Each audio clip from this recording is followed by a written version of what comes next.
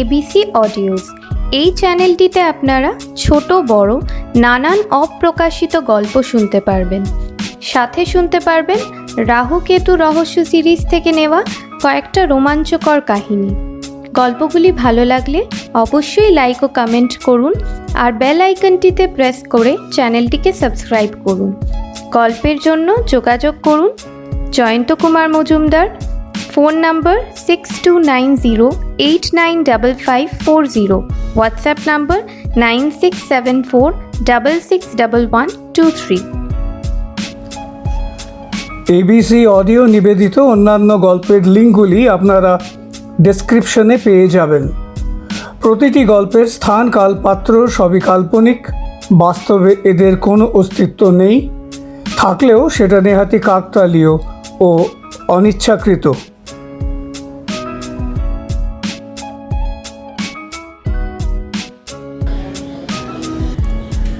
আজকের গল্প রাহু কেতু সিরিজ থেকে নেওয়া, জয়ন্ত কুমার মজুমদার রচিত ব্ল্যাক বক্স।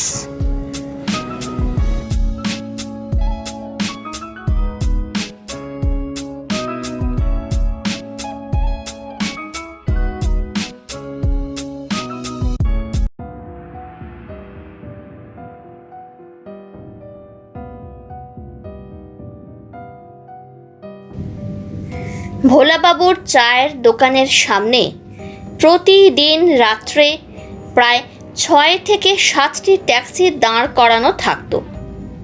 জায়গাটিতে ট্যাক্সি চালকরা বহু বছর যাবৎ একইভাবে তাদের ট্যাক্সিগুলি রাত্রে দাঁড় করিয়ে রেখে চলে যেতেন। এদের কেউ কেউ তো আবার যাওয়ার সময় গাড়ির চাবিটিকে ভোলাবাবুর কাছেই রেখে যেতেন, কারণ ভোলাবাবু ওই দোকানেরই পেছনের দিকের একটি ঘরে থাকতেন এবং প্রতিদিন ভোর 5টার আগেই নিজের দোকান খুলতেন। ততক্ষণে প্রাতঃভ্রমণকারীদের বেশ কয়েকজন প্রথম রাউন্ড হাঁটা শেষ করে পায়ে পায়ে এসে বসে পড়তেন ভোলাবাবুর চায়ের দোকানের সামনে পাতা বেঞ্চগুলির উপর। আর ভোলাবাবু প্রায় সাথে সাথে শুরু করে দিতেন তার প্রতিদিনের কর্মসূচি। সুদৃশ্য মাটির ভাঁড়ে গরম ধোমায়িত চা, সাথে খাস্তা টক মিষ্টি মশলা বিস্কিট। 10 টাকার বিনিময়ে এই এনার্জি টনিকটির জন্যই অধীর অপেক্ষায় থাকতেন সবাই।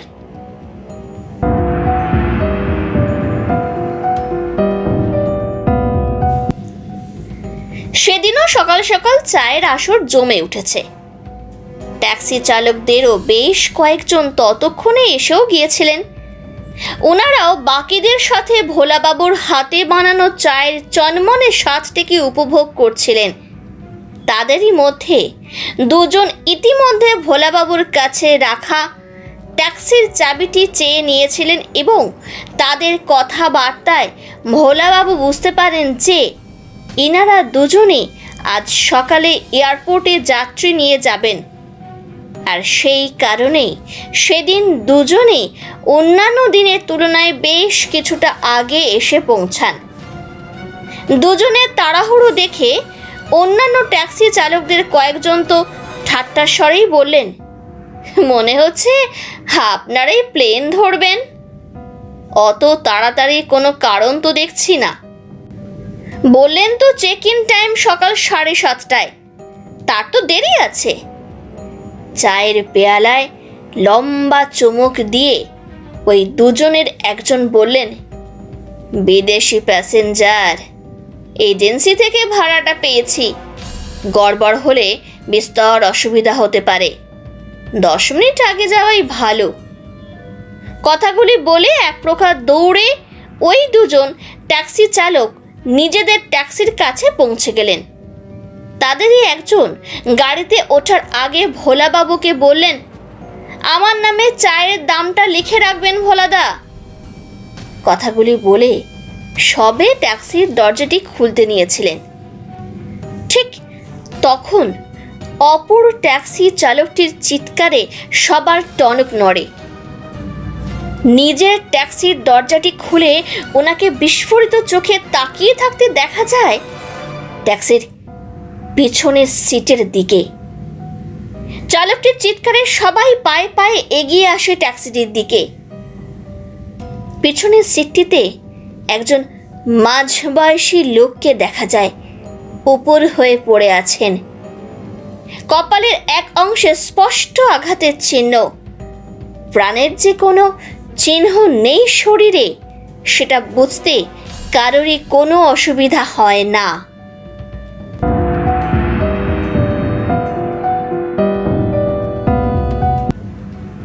নির্মল দত্ত নামক ট্যাক্সি চালকটির ট্যাক্সি থেকে ওই অজ্ঞাত পরিচয় ব্যক্তিটির দেহ স্থানীয় থানা ফরেন্সিক দপ্তরে পাঠিয়ে দেন প্রাথমিক পরীক্ষা নিরীক্ষার পর। লোকটিকে চায়ের দোকানের আশেপাশে স্থানীয় লোকেরা কেউই চিনতেন না। এমনকি এর আগে ওই চত্বরে ওনাকে কেউ কোনোদিন দেখেননি। তাছাড়া লোকটির দেহ দেখে মনে হয় যে ওনার মৃত্যুটি প্রায় ৩-৪ ঘন্টা আগেই হয়েছিল। কপালে এবং মাথার পেছনে ভারী কিছু দিয়ে আঘাত করে তাকে যে কেউ বা কারা খুন করেছে সেটা বুঝতে পুলিশ দপ্তরের অসুবিধা হয়নি। লোকটির কাছ থেকে কোনো রকম পরিচয়পত্র বা যোগাযোগের ঠিকানা পাওয়া যায় না প্রাথমিক অনুসন্ধানে, যার জন্য যথাযথ খবরাখবর নেওয়া শুরু করে দেন পুলিশ দপ্তর। এটা ওনারা বুঝতে পারেন যে লোকটিকে অন্য কোথাও খুন করবার পর মধ্যরাত্রে ওই ট্যাক্সিটিতে দেহটি রেখে দুষ্কৃতীরা পালিয়ে যায়। কিন্তু প্রশ্নটা যেখান থেকেই ওঠে যে বন্ধ ট্যাক্সিতে ওইভাবে মৃত দেহটিকে রাখা হলো কিভাবে? নির্মল দত্তের বয়ান অনুযায়ী রাত্রে শেষ সওয়ারিকে নামিয়ে গাড়িটি এখানে রাখার সময় প্রতিদিনকার মতন সেটার লক করে তবেই উনি গাড়ির চাবি ভোলাবাবুকে দিয়ে যান অন্য দিনের মতনই। ওনার গাড়ি রাখবার কয়েক মিনিট আগেই অপর ট্যাক্সি চালক শ্রী মেহের কুণ্ডু উনিও নিজের ট্যাক্সি পার্ক করেছিলেন। নির্মল বাবু যে গাড়িটি ওনার সামনে লক করেছিলেন তা নিশ্চিত করে বললেন মেহের বাবু। সুতরাং বন্ধ গাড়ি খুলে দেহটিকে গাড়িতে রাখবার ব্যাপারে পুলিশ দপ্তর ভোলাবাবুকে জিজ্ঞাসাবাদ শুরু করেন, কারণ নির্মল দত্তের ট্যাক্সির চাবি থাকতো ওনার কাছে, যেমনটি রাখতেন অপর ট্যাক্সি চালক মিহির বাবুও। ভোলাবাবুর বয়ান অনুযায়ী গত 4 বছর যাবৎ নির্মলবাবু ও মিহিরবাবু ওই দোকানের উল্টো দিকে অন্যান্য ট্যাক্সির মতন নিজের ট্যাক্সি রাখছেন। প্রায় তখন থেকেই ওনারা দুজন ভোলাবাবুর কাছে চাবি রেখে যাচ্ছেন। যেহেতু ওনাদের দুজনের বাড়ি বেশ কিছুটা দূরে, শেষ লোকাল ধরে যেতে হয়। হারিয়ে যেতে পারে আশঙ্কায় চাবি রাখার ব্যবস্থাটি বহুদিন যাবৎ চলছে এবং এই জাতীয় ঘটনা এর আগে কোনো ট্যাক্সি চালকের সাথেই ঘটেনি। তাই ভোলাবাবু এই হত্যাকাণ্ডে নিজেই যথেষ্ট বিব্রত ও আতঙ্কিত। এর বেশি উনি কিছুই বলতে পারেননি।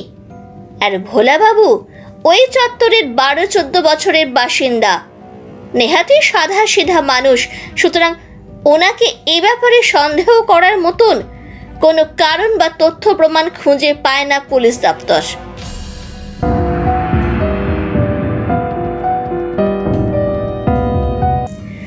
পরের দিন এই ঘটনার অফিসার শ্রী দেবশঙ্করের সাথে কথা বলছিলেন বিকাশবাবু। পোস্টমর্টেম ও ফরেন্সিক রিপোর্টগুলি ততক্ষণে এসে যাওয়ায় মৃত্যু বা হত্যার সময় এবং কারণটি সামনে চলে আসে। ঘটনাটি ঘটানো হয় সেদিন রাত 2টো থেকে 2:30-এর মধ্যে। আঘাতের চিহ্নগুলি থেকে এটা পরিষ্কার যে লোকটিকে একাধিক ব্যক্তি আক্রমণ করে এবং বিভিন্ন রকম অস্ত্র ব্যবহার করে আততায়ীরা।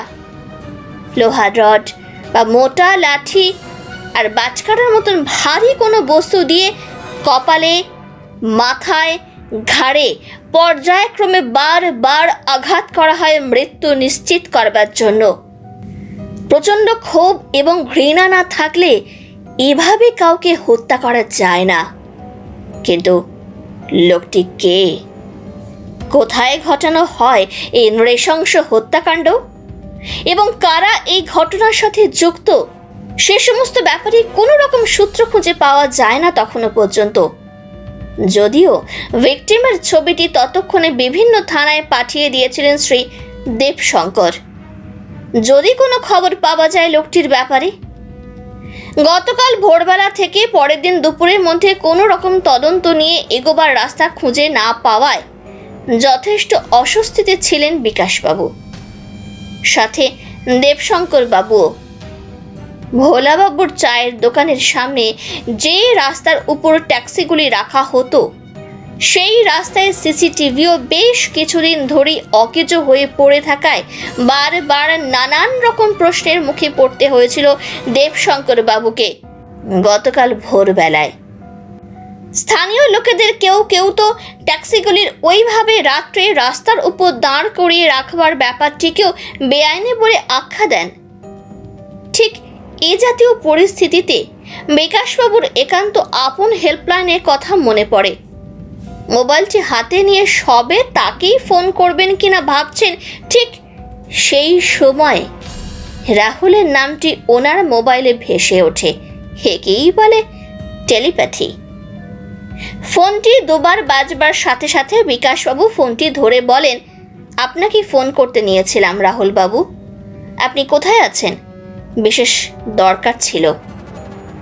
অপর প্রান্তে রাহুল ওনাকে জানায় যে ওই মৃত ব্যক্তিটির একটি খবর সম্ভবত সে পেয়েছে। ভিকটিমের ছবি নেওয়ালিপুর থানাতেও পাঠিয়েছিলেন শ্রী দেবশঙ্কর।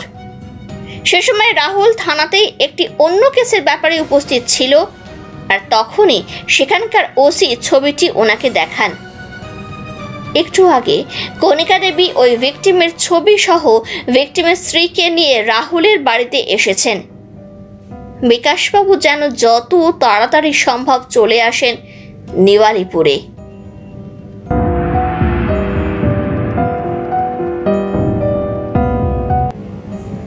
ভিকটিমের নাম অ্যাডভোকেট অরিন্দম চৌধুরী।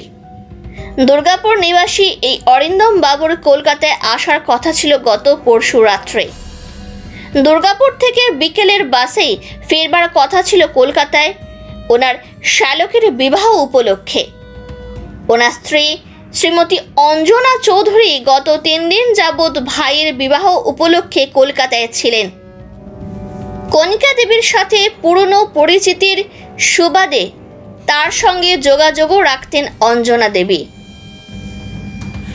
তাই গত পরশু রাত থেকে পরের দিনও যখন অরিন্দম বাবুর কোনো খবর পাওয়া যায় না, তখন অঞ্জনা দেবীর ভাই স্থানীয় থানায় মিসিং ডায়েরি লজ করেন এবং অঞ্জনা দেবী সরাসরি যোগাযোগ করেন রাহুলকে কণিকা দেবীর মাধ্যমে। অঞ্জনা দেবীর বক্তব্য অনুযায়ী দুর্গাপুর থেকে বাসে ওঠার আগের মুহূর্ত অরিন্দম বাবুর সাথে ওনার কথা হয়। শক্তিগড়ের কাছে ওনার আধ ঘন্টার একটি কাজ সেরে কয়েকজন অন্য সহকর্মীদের সাথে গাড়িতে কলকাতায় ফিরবার কথা ছিল। বলেছিলেন ফিরতে হয়তো বেশ রাত হতে পারে, সেরকম দেরি হলে পরের দিন অর্থাৎ গতকাল সকাল সকাল চলে আসবেন। আর তারই মধ্যে কথাগুলি বলে অঞ্জনা দেবী কান্নায় ভেঙে পড়লেন। তাকে কণিকা দেবী ও অঞ্জনা দেবীর ভাই অঞ্জন চক্রবর্তী শান্ত করবার প্রয়াস করেন। অঞ্জনবাবু বলেন, গতকাল সকাল পার হয়ে দুপুর হয়ে যেতে দেখে আমি থানায় যাওয়ার সিদ্ধান্ত নিই। গতকাল সকাল থেকে অন্তত 12-14 বার ফোন করেছি ওনার মোবাইলে, কিন্তু বারবারই পরিষেবা সীমার বাইরে বলছে প্রি রেকর্ডেড ক্যাসেট। দিদি তো পরশু রাত্রেও 3 ফোন করেছিল। রিং করে খানিক বাজবার পর কেটে যায় ফোনটা। এবার অঞ্জনা দেবী বলেন, ভেবেছিলাম ঘুমিয়ে পড়েছেন, তাই আমি ওর ফোন করিনি। রাহুল এবার জিজ্ঞাসা করে, সেটা কটার সময় মনে আছে? অঞ্জনা দেবী বলেন, রাত 12টার মতন হবে। বিয়ে বাড়ির হট্টগোলে সঠিক সময়টা বলতে পারবো না। বিকাশবাবু বলেন, রিপোর্ট অনুযায়ী অরিন্দম বাবুর শেষ মোবাইল লোকেশন দেখা গেছে শক্তিগড় ছাড়িয়ে গোড়াপ নামক একটি জায়গার কাছাকাছি। রাত তখন 12:10। তারপর থেকে ফোনটি বন্ধ হয়ে যায়। ফোনের কল লিস্ট ডিটেলসটা বিকেলের মধ্যে পাওয়া যাবে। আপনার থেকে তখন অরিন্দম বাবুর ফোন নাম্বারটা জানবার পর আপাতত এই ডিটেলস সামনে এসেছে।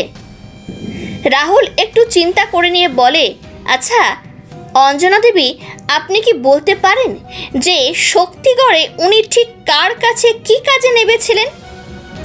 এটা পরিষ্কার যে উনি শক্তিগড় থেকে আগেই বেরিয়ে গিয়েছিলেন কাজ সেরে, কারণ রাত 12টার পর তার মোবাইল টাওয়ার গুরাপের কাছাকাছি দেখা গেছে। অঞ্জনা দেবী মাথা নেড়ে বলেন, ওনার কাজের ব্যাপারে আমাকে সেভাবে কোনোদিনই কিছু বলতেন না। তবে বিমল শঙ্কর দত্ত নামে দুর্গাপুর কোর্টের একজন সিনিয়র অ্যাডভোকেটের নাম আমি ওনার মুখে শুনেছি বেশ কয়েকবার। রাহুল তার নোট প্যাডে লেখা শেষ করে অঞ্জনা দেবীকে জিজ্ঞাসা করে, আপনাদের ছেলে মেয়েদের খবর দেওয়া হয়েছে নিশ্চয়ই? অঞ্জনবাবু উত্তরটি দিলেন, আমার একমাত্র ভাগ্নে দিল্লিতে চাকরি করে, ওকে জানানো হয়েছে। সম্ভবত আজই রাত্রে এখানেই আসছে। ও এসে গেলে আপনাদের যাবতীয় ফর্মালিটি ও দেখে নেবে। বিকাশবাবু বলেন, সেটা ঠিক আছে অঞ্জনবাবু, তবে দেবশঙ্কর বাবুর সাথে যদি একবার আপনি গিয়ে শনাক্ত করবার কাজটি করে রাখেন তবে কাজের সুবিধা হয়, বেশি সময় লাগবে না। ততক্ষণ অঞ্জনা দেবীর সাথে আরও কয়েকটি ব্যাপারে কথা বলে নিতে পারবো আমরা, অবশ্যই ওনার আপত্তি না থাকলে। অঞ্জনা দেবী মাথা নিচু করে বসেছিলেন। রুদ্ধ কণ্ঠে বললেন, আমার আপত্তি নেই, তবে একটাই অনুরোধ, আপনাদের তদন্তের উপর পূর্ণ আস্থা রেখেই বলছি, অপরাধীরা যেন অবশ্যই তাড়াতাড়ি ধরা পড়ে। এই চরম মানসিক কষ্টের মধ্যে এটাই হবে আমাদের একমাত্র সান্ত্বনা।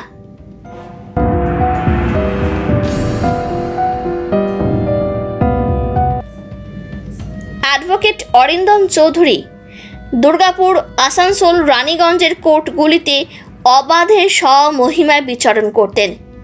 তবে ওকালতির ব্যাপারে তার সুনাম থেকেও দুর্নাম ছিল বেশি, কারণ বেশিরভাগ কেসই উনি লড়তেন দোষীদের পক্ষ অবলম্বন করে, আর বেশিরভাগ ক্ষেত্রেই কেসগুলিতে জিততে না পারলেও সেগুলিকে এমন জায়গায় এনে ফেলতেন যে কেসগুলির পরিণতি অনির্দিষ্টকালের জন্য অনিশ্চিত হয়ে যেত। স্বভাবতই ওনার দোষী মক্কেলদের জন্য উনি ছিলেন বিশাল রক্ষা কবচ, এবং সেটা অবশ্যই মোটা দক্ষিণার বিনিময়। তাই ওনার ব্যাপারে অনেকের মধ্যেই যে ক্ষোভ এবং অভিযোগ থাকবে সেটাই স্বাভাবিক। ওনার ধূর্ততার জন্য এ যাবৎ অনেকেরই যে নানা রকমভাবে ক্ষতি হয়েছে সেটা বলাই বাহুল্য, কিন্তু তাদের মধ্যে কেউ কি এভাবে প্রতিশোধ পরায়ণ হয়ে উঠতে পারেন বলে আপনার মনে হয়? সেরকম কি কারো কথা আপনার মনে আসছে অঞ্জনা দেবী? রাহুলের প্রশ্নে অঞ্জনা দেবী বলেন, সেভাবে নাম তো বলতে পারবো না, তবে ওনার এক জুনিয়র উকিল স্বপন মজুমদার, তার মুখে সাম্প্রতিক 2টি কেসের ব্যাপারে শুনেছিলাম। সেখানে প্রতিপক্ষের সদস্যরা এসে ওনাকে স্পষ্ট হুমকি দিয়ে গেছে। এ ব্যাপারে স্বপনবাবু আপনাকে বিস্তারিত বলতে পারবেন। আমি ওনার ফোন নম্বরটা আপনাকে দিয়ে দিচ্ছি। বিকাশবাবু বলেন, ইনারা ছাড়া আপনাদের পারিবারিক কোনো শত্রুতার কারণে এই ঘটনা হতে পারে কি? সেরকম কারো কথা কি আপনার মনে পড়ছে? অঞ্জনা দেবী একটু ভেবে বললেন, পরিবার বলতে উনি কারোর সাথেই কোনো সম্পর্ক রাখতেন না। কলকাতায় পৈতৃক বাড়ির ভাগাভাগি নিয়ে বাকি 2 ভাইয়ের সাথে বিবাদ বহুদিনের, আর সেই থেকেই এদের কোনো যোগাযোগ নেই। আলিপুর কোর্টেও এই নিয়ে কেস চলছে, প্রায় 4 বছর হতে চলল। বিকাশবাবু বললেন, আমাকে একবার ওনাদের ঠিকানাটি দেবেন? ওনাদেরও একবার জিজ্ঞাসাবাদ করতে হবে, সাথে খবরটাও দেওয়া দরকার। ওনাদের কারো এই ব্যাপারে হাত থাকতে পারে কিনা সেটাও তো বোঝা দরকার, কারণ ওনাকে মৃত অবস্থায় পাওয়া গেছে খাস কলকাতায়। অঞ্জনা দেবীকে স্বভাবতই খুব মানসিকভাবে বিপর্যস্ত দেখাচ্ছিল। মাঝে মধ্যেই কান্নায় ভেঙে পড়ছিলেন। কণিকা দেবী ওনার মনের অবস্থা বুঝে রাহুলকে বলেন, আমার মনে হয় অঞ্জনাকে এবার একটু বিশ্রাম দেওয়া দরকার। তোমরা আলোচনা চালাও, আমি ওকে ভেতরে নিয়ে যাচ্ছি। রাহুল ও বিকাশবাবু দুজনেই কণিকা দেবীর প্রস্তাবে সম্মতি জানায়। রাহুল বলে, হ্যাঁ তাই নিয়ে যাও। আমি আর বিকাশবাবু ততক্ষণে কাজের ছকটা তৈরি করে নিই। অঞ্জনবাবু ফিরে এলে তখন বাকি কাজটুকু ওনার সাথে সেরে ফেলা যাবে।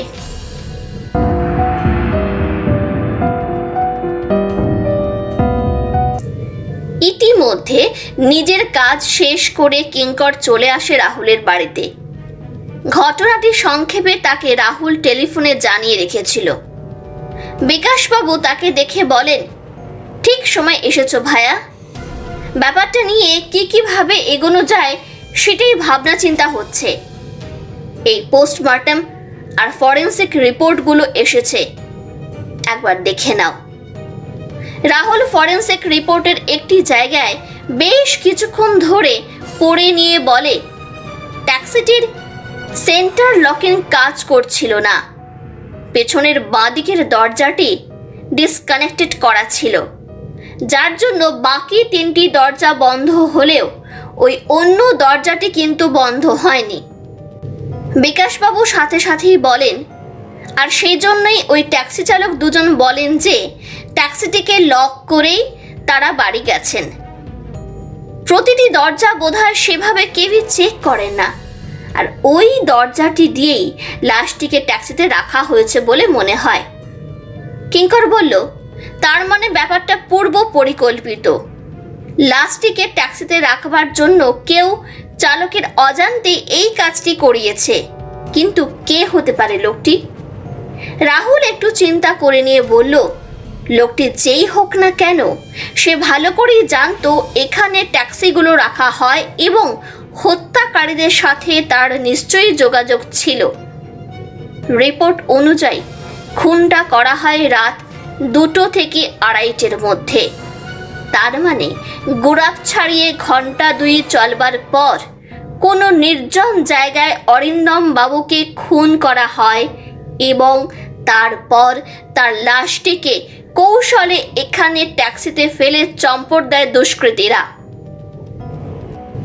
বিকাশবাবু বলেন, বিদ্যাসাগর সেতু দিয়ে রাত 3টের পর থেকে ওই দিনকার ফুটেজগুলো আনিয়ে দেখা হচ্ছে। খবর থাকলে অবশ্যই পেয়ে যাব। জানি খুবই চান্স কম, কারণ আততায়ীরা দেহ কিসে এনেছে সেটাও তো জানা নেই। তাও একটা চান্স নেওয়া, এই আর কি। কিঙ্কর বলল, ওই ট্যাক্সি চালকটি কোনোভাবে এসবের সাথে যুক্ত নয় তো? রাহুল বলল, সম্ভাবনা কম। পেছনের দরজাটি শুধু খারাপ না থাকলে হয়তো ওনার এ ব্যাপারে থাকবার চান্স থাকতো, সাথে ওই চা দোকানের ভোলা বাবু, কারণ চাবিটা ওনার কাছে রাখা হতো। তবে ব্যাপারটার একটা অন্য অ্যাঙ্গেলও আছে, তাই সম্ভাবনা পুরোপুরি ওড়াচ্ছি না। ওই দুজনের সাথে একবার কথা বলা যাবে বিকাশবাবু? আমি স্পটে গিয়ে একবার ওনাদের সাথে কথা বলতে চাই। বিকাশবাবু মাথা নেড়ে সম্মতি জানিয়ে বলেন, দেবশঙ্কর আসার পর একবার ওখানে চলে যাব। আর তাছাড়া একবার দুর্গাপুর গেলে মনে হয় ভালো হতো। ওখানকার অ্যাডভোকেট বিমল শঙ্কর আর স্বপন মজুমদারকে জিজ্ঞাসাবাদ করে যদি কিছু খবর উদ্ধার করা যায়। রাহুল বলল, সে তো যেতেই হবে। বিশেষ করে উনি শক্তিগড়ে কাদের ডাকে এসেছিলেন সেটাও জানা প্রয়োজন। আর অরিন্দম বাবুকে কারাই বা হুমকি দিয়েছিলেন এবং কেন, সেটাও সামনে আসাটা খুবই দরকার। হয়তো এই মার্ডার কেসে ওই লোকগুলির কোনো হাত থাকলেও থাকতে পারে।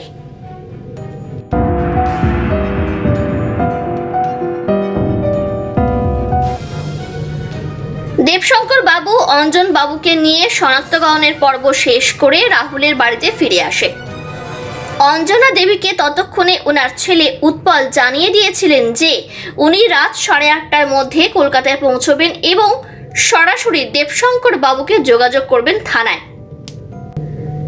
কণিকা দেবী ওনার সমিতির মাধ্যমে অরিন্দম বাবুর দেহটিকে আনবার এবং পরবর্তী ক্ষেত্রে সৎকারের যাবতীয় বন্দোবস্ত করে রাখেন যাতে কাজগুলি দ্রুত সম্পন্ন করা যায়। অঞ্জন বাবুর থেকে অরিন্দম বাবুর কলকাতা পৈতৃক বাড়ির ঠিকানা ও বাকি 2 ভাইয়ের নাম নোট করে নেন দেবশঙ্কর বাবু। বলেন, হাতে এখনো ঘন্টা 2-3 সময় আছে। এখন বাজে 5:30। আমরা একবার ওনার ভাইদের কাছ থেকে ঘুরে আসি। বিকাশবাবু বলেন, বেশ, সেটাই ভালো হবে।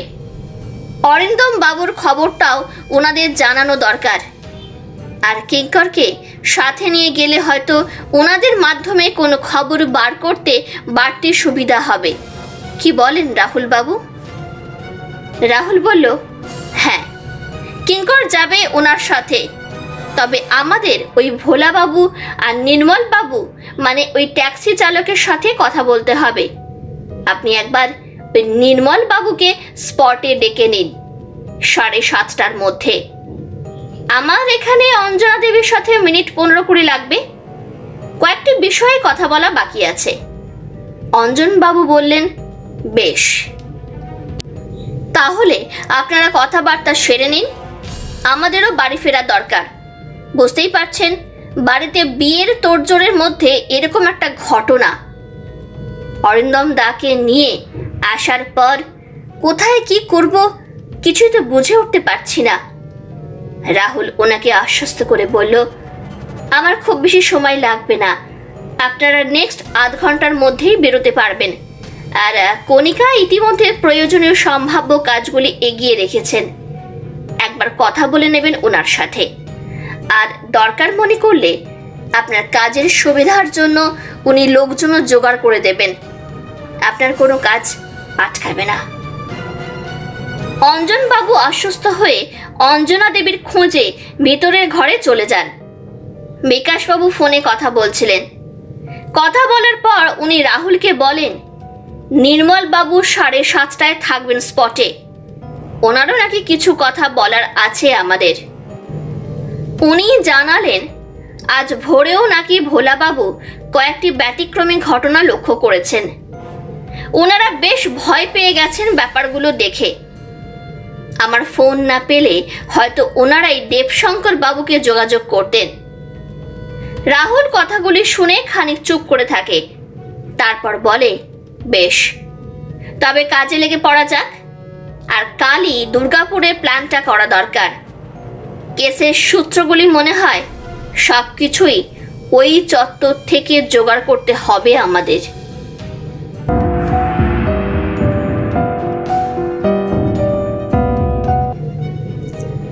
অঞ্জনা দেবীর সাথে কথা শেষ করে রাহুল আর বিকাশবাবু বেরিয়ে পড়েন ভোলাবাবুর চায়ের দোকানের উদ্দেশ্যে।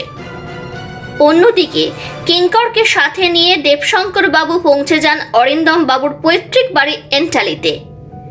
ওনার বড় ভাই শ্রী অনিমেষ চৌধুরী অসুস্থ থাকায় বেশিরভাগ কথা বলেন অরিন্দম বাবুর ছোট ভাই অর্পণ চৌধুরী। মেজ ভাই অরিন্দমের হত্যার খবরে বেশ কিছুটা বিহ্বল হয়ে পড়লেও পরিবারের সদস্যরা যে খুবই দুঃখ পেয়েছেন সেটা একেবারেই মনে হয়নি কিঙ্কর বা দেবশঙ্কর বাবুর। অর্পণ বাবু তো বলেই দিলেন যে এরকমটা হওয়ার আশঙ্কা অরিন্দম বাবু নিজেই মাঝে মাঝে প্রকাশ করে ফেলতেন, কারণ উনি সর্বদা অন্যায়ের মিথ্যার পক্ষ নিয়ে সওয়াল জবাব করতেন। তাতে ওনার পসার সম্পত্তি সবকিছুই যেমন বৃদ্ধি পেয়েছে, সাথে বেড়ে গেছে প্রচুর চোরা শত্রুর সংখ্যা। এদের মধ্যেই হয়তো কেউ বা কারা এই হত্যাকাণ্ডে জড়িয়ে থাকতে পারেন। আইনের বিচার না পেয়ে নিজের মতন করে অপরাধীকে শাস্তি দিয়েছেন তারা। অর্পণ বাবুর কথাগুলিতে অরিন্দম বাবুর ব্যাপারে ওনাদের মনের রাগ বিদ্বেষগুলিও প্রকাশ পেয়ে যায়। কিঙ্কর ব্যাপারটি লক্ষ্য করে বলে, শুনলাম আপনাদের এই পৈতৃক বাড়ির ব্যাপারেও নাকি কোনো কেস চলছে আলিপুর কোর্টে। অর্পণ বাবু উত্তেজিত হয়ে বললেন, বাড়ির পেছনে কোনো খরচার ব্যাপারে মেজদা থাকতো না, কেবল চাইতো বাড়িটির প্রমোটারকে দিয়ে নিজের ভাগটি বুঝে নিতে। আমার বৃদ্ধা মা এখনো জীবিত, তারই সঙ্গে এ ব্যাপারে দুর্ব্যবহার করতেও রুচিতে বাঁধেনি মেজদার। পার্টিশন সুট ফাইল করেছিল বাড়ির ভাগ চেয়ে। কিঙ্কর বলে, কেসের ব্যাপার মানে তো দীর্ঘমেয়াদী, আর ওনার হত্যার পর সে কেসটি তো এমনিতেই সাবজুডিস হয়ে পড়ে থাকবে। কি করবেন ভাবছেন এ ব্যাপারে? অর্পণ বাবু বললেন, এই খবরটার পর অনেক কিছুই ভাবতে হবে কিঙ্কর বাবু। মাকে এখনো কিছু বলা হয়নি এ ব্যাপারে। উনি বারবার জিজ্ঞাসা করছেন কি হয়েছে। 2 মাস পর আবার আগামী সপ্তাহে এই কেসের ডেটও আছে। একবার উকিল বাবুকে নিয়ে বসার দরকার। দেখি বড়দার সাথে কথা বলি। আমার মাথাটা কাজ করছে না। হঠাৎ করে খবরটা পেয়ে এবার দেবশঙ্কর বাবু বলেন, আপনারা চাইলে আজ রাত 8টার পর আমাদের থানায় আসবেন। অরিন্দম বাবুর বডি আমরা ওনার ছেলেকে হ্যান্ডওভার করব। আপনাদেরই পরিবারের সদস্য, তাই খবরটা দেওয়া দরকার ছিল। আমার কার্ডটা রাখুন, প্রয়োজনে যোগাযোগ করে নেবেন। এর মিনিট 10 পর কথাবার্তা সেরে কিঙ্কররা বেরিয়ে আসে অর্পণ বাবুদের বাড়ি থেকে। ফিরতি পথে দেবশঙ্কর বাবু জিজ্ঞাসা করেন, কি বুঝলেন কিঙ্কর বাবু? কিঙ্কর উত্তরে বলে, খবরে দুঃখ পাননি কেউই, সে ব্যাপারটা পরিষ্কার। তবে ইনাদের দেখে কথা বলে আমার মনে হচ্ছে না যে ইনারা কোনোভাবে এই হত্যাকাণ্ডে জড়িত থাকতে পারেন। দেবশঙ্কর বাবু বললেন, সেটা আমারও মনে হয়েছে। মনে হয় পার্টিশন সোর্টি নিয়ে বেশ বিব্রত ছিলেন ইনারা। খবরটা পেয়ে যে কিছুটা হলেও স্বস্তি পেয়েছেন, অন্তত এ ব্যাপারে সেটা স্পষ্ট। কিঙ্কর বলল, অনুসন্ধানের ব্যাপারটা কিন্তু বেশ জটিল হয়ে গেল। অরিন্দম বাবুর পারিবারিক বিবাদের কারণটা বাদ দিলে পড়ে থাকে কিন্তু ওই অসংখ্য চোরা শত্রুরা, যাদের মধ্যে কেউ বা কারা এই কাজটা করতে পারে। আর তার জন্য দুর্গাপুর যেতেই হবে। দেবশঙ্কর বাবু বললেন, বিকাশ বাবু আর রাহুল বাবু তো কালই যাবেন বললেন, আর আপনিও যাবেন নাকি? কিঙ্কর বললে, ওটা নিয়ে ভাবছি। সঙ্গে থাকলে কাকাবাবুর তো কিছুটা সুবিধা হয়। দেখি সুযোগ সুবিধা হলে আমিও চলে যাব।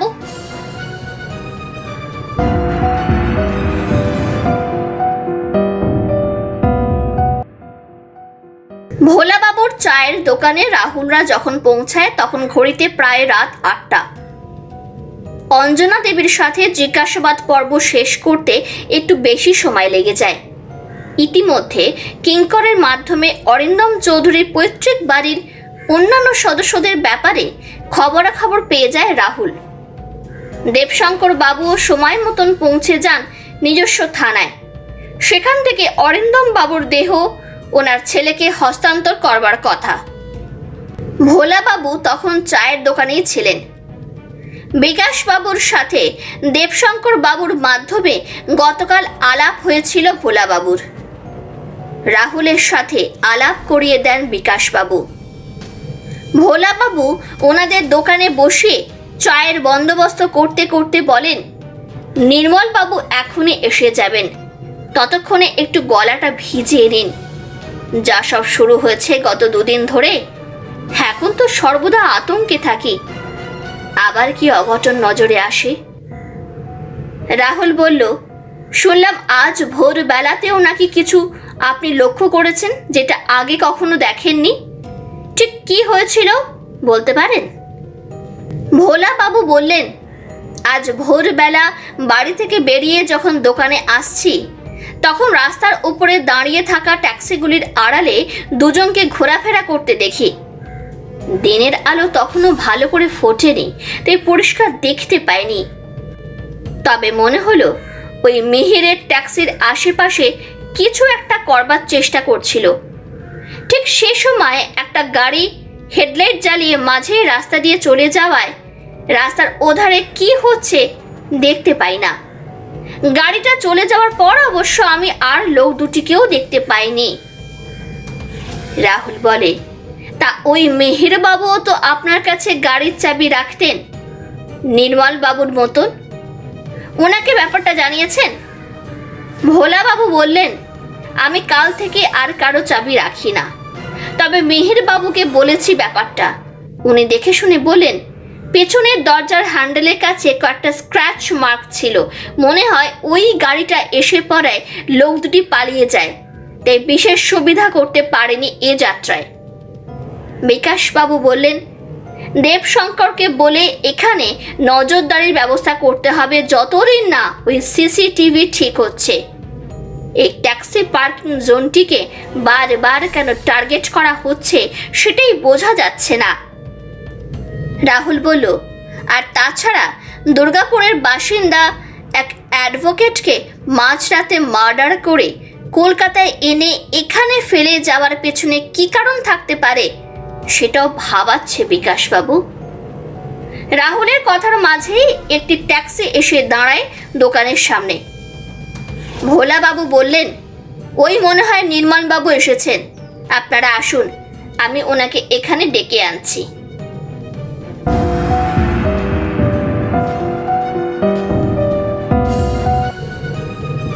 নির্মল বাবুর সাথে কথা বলছিল বিকাশবাবু। রাহুলের সাথে পরিচয় করিয়ে দিয়ে বলেন, রাহুল বাবু আপনাকে কয়েকটি বিষয়ে জিজ্ঞাসাবাদ করবার জন্যই এখানে নিজে এসেছেন, একটু ভেবে উত্তর দেবেন। নির্মল বাবু একটু ঘাবড়ে গিয়ে কিছু বলতে নিয়েছিলেন। রাহুল তাকে আশ্বস্ত করে বলেন, ঘাবড়াবেন না, আমি কেবল কয়েকটি জিনিস আপনার থেকে বুঝতে চাইছি। গত পরশু রাত্রে শেষ যিনি আপনার ট্যাক্সিতে উঠেছিলেন তার বিষয়ে কিছু বলতে পারবেন? কিছু মনে আছে? নির্মল বাবু একবার ভেবে নিয়ে বললেন, সেদিন গাড়িটা এখানেই পার্ক করতে আসছিলাম। কিছুটা আগে ওই তেমাথার মোড়ে একজন মহিলা দাঁড়িয়েছিলেন। উনি বলেন যে উনি মৌলালির কাছে একটা ছোট্ট কাজ করে উনি ওই তেমাথার কাছেই ফিরে আসবেন। খুবই দরকার ছিল বলে মনে হয়েছিল, তাই আমিও আর আপত্তি করিনি। রাহুল বলে, মৌলালিতে কাউকে দেখেছিলেন? নির্মল বাবু বলেন, ওনার জন্য একজন ভদ্রলোক অপেক্ষায় ছিলেন। মহিলাটি আমাকে 10 মিনিটের জন্য দাঁড়াতে বলে। ওই লোকটির সাথে একটি দোকানের পাশ দিয়ে সরু গলিতে চলে যান। যাবার আগে আমার হাতে 100 টাকার একটা নোট দিয়ে বলেন, আমি যেন অবশ্যই অপেক্ষা করি। রাহুল বলে, আর ওই 10 মিনিট কি আপনি গাড়িতেই অপেক্ষা করছিলেন নাকি বাইরে কোথাও অপেক্ষা করছিলেন? নির্মল বাবু উত্তরে বললেন, উল্টো দিকের একটা চায়ের দোকানে চা খাচ্ছিলাম। ওখানে ভারত পাকিস্তানের খেলা চলছিল টিভিতে, অন্যান্যদের সাথে আমিও খেলা দেখতে থাকি। ভোলা বাবু বলেন, উনি তো আবার ক্রিকেটের পোকা, খেলা দেখলে উনি নিজের কাজকর্ম ফেলে খেলা দেখতে বসে যান। নির্মল বাবু বললেন, সেটা ঠিকই বলেছেন ভোলা বাবু, আমাকে চায়ের দোকান থেকে ওই মহিলাই মিনিট 15 পর ডেকে নিয়ে যান। বিকাশবাবু বলেন, তার মানে ওই 15 মিনিট আপনার ট্যাক্সির ব্যাপারে কোনো চিন্তা ভাবনা ছিল না, কি বলেন? নির্মল বাবু কেমন ঘাবড়ে গিয়ে বললেন, তার মানে ওই সময়টুকুর মধ্যেই ওই সেন্টার লকিংয়ের কাজটা করা হয়েছে, কিন্তু ওই মহিলা ওই কাজ করেছেন বলে তো আমার মনে হয় না। রাহুল বলে, কে করেছে সেটা এখনই বলা সম্ভব নয়, তবে যে জায়গায় গাড়িটি ছিল সেখানে এসব কাজ না হওয়ার কারণ নেই। জায়গাটা আজই একবার আমাদের দেখাবেন নির্মল বাবু। আর একটু ভেবে বলুন তো, ওই মহিলা বা ওনার ওই পুরুষ সঙ্গীটির চেহারাটি কি আপনার মনে পড়ছে? স্কেচ আর্টিস্ট দিয়ে একবার চেষ্টা করা যেত তাহলে। নির্মলবাবু একটু ভেবে বললেন, মহিলাটির ছিপছিপে চেহারা, তবে মুখটি আলো আঁধারিতে ভালো করে দেখতে পায়নি। তাছাড়া স্কার্ফ দিয়ে প্রায় পুরো মুখটাই ঢাকা ছিল। তবে ভদ্রলোকটির মুখটা কিছুটা হলেও মনে পড়ছে। রাস্তার আলোতে ওনাকে কিছুটা দেখতে পেয়েছিলাম। চাপদাড়ি, চোখে চশমা, বয়স আনুমানিক 30 থেকে 35। বিকাশবাবু বলেন, আর ওই মহিলার বয়সটি আন্দাজ করা যায় কি? নির্মলবাবু বললেন, সঠিক বলতে পারবো না, তবে 30-এর মধ্যেই হবে যতদূর মনে হয়। রাহুল বলে, তাহলে আর এখানে সময় নষ্ট না করে ওই স্পটটা একবার দেখে নেওয়া যাক, আর আজ বা কালকের মধ্যে ওই লোকটির স্কেচটা নির্মল বাবুকে দিয়ে আঁকিয়ে নেওয়া দরকার। বিকাশ বাবু বললেন, বেশ, তাহলে আমরা বেরিয়ে পড়ি, চলুন। দেখছি ফোন করে, যদি আর্টিস্টকে পাওয়া যায় তবে আজই স্কেচটা আঁকিয়ে নেব। আর নির্মল বাবুকে শেষ লোকাল ধরাবার দায়িত্ব আমাদের। তাই নির্মল বাবুকেই বলছি, চিন্তা করবেন না।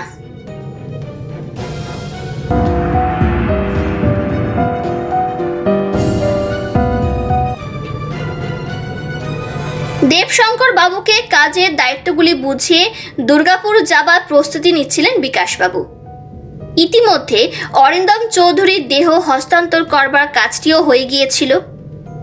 দেবশঙ্কর বাবু জানান যে থানাতে সে সময় উপস্থিত ছিল অরিন্দম বাবুর ছোট ভাই অর্পণ চৌধুরী।